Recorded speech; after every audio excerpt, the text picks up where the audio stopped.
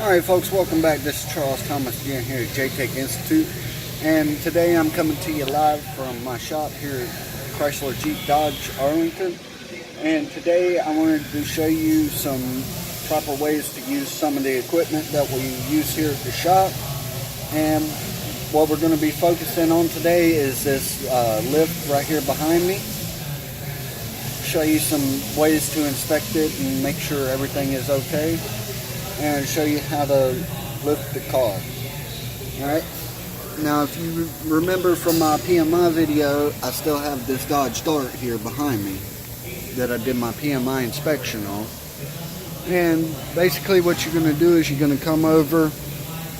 Okay, you have your max fill line on your reservoir tank. As you can see, it's not quite to the max, but yet it's full enough to handle the capacity. Alright, you also want to make sure that you're not lifting anything over the recommended weight, which on this one here happens to be 10,000 pounds. Good thing for us, this car doesn't weigh 10,000 pounds. Alright, and over here you have your safety instructions. Alright, you have your lift points, where to stop the vehicle. Alright, your basic lift points, which Chrysler says to use your lift points on your pinch weld. And over here you always want to check out this right here, your warning label.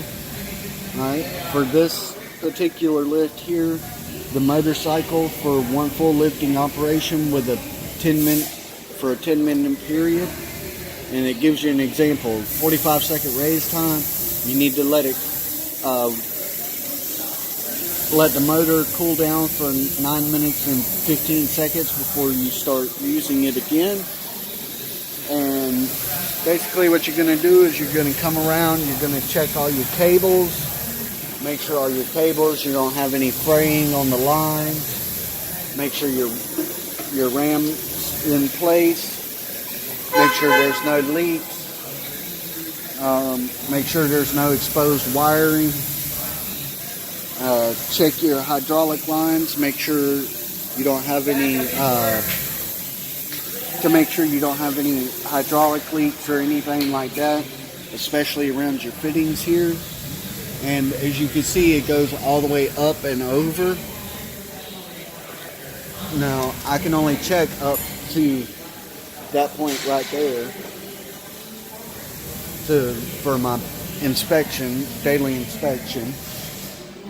And I come over here to this other side here, and once again I can only check up to that point, but I'm going to check all my lines, make sure they're not too loose where they're going to be in my way.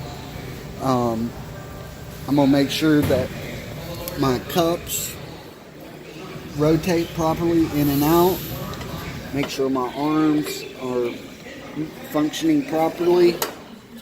Make sure they slide all the way out and all the way back in with no binding. And like I said, Chrysler says to lift it by the pinch weld. Now most of your vehicles will have a lift point indicator on the side panel here, which this one doesn't. But as you can see here, you have your pinch weld right here. This is your pinch weld, and this is where I'm going to put my pad to lift the vehicle. And once you lift the vehicle, you want to raise it up probably about a foot, rock the car to make sure that the lift points are good on it, make sure your car's not going to fall on you while you're working on it and all that.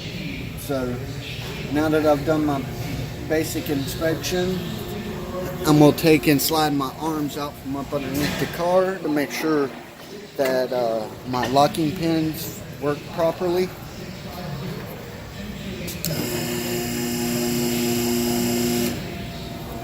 Alright, and as you can see here, I have locking pins, and the reason why this one ain't locked in is because if you look inside right here, I don't know if you can really see it or not, but it looks like a gear right there.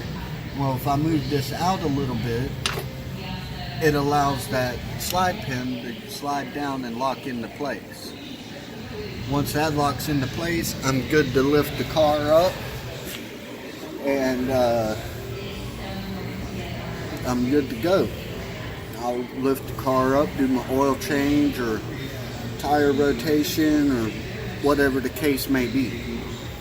But I just wanted to show you real quick on how to do a visual inspection on your equipment.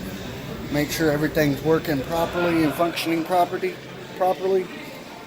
But this is Charles Thomas again here at JTech Institute, coming to you live from Chrysler Jeep Dodge Arlington.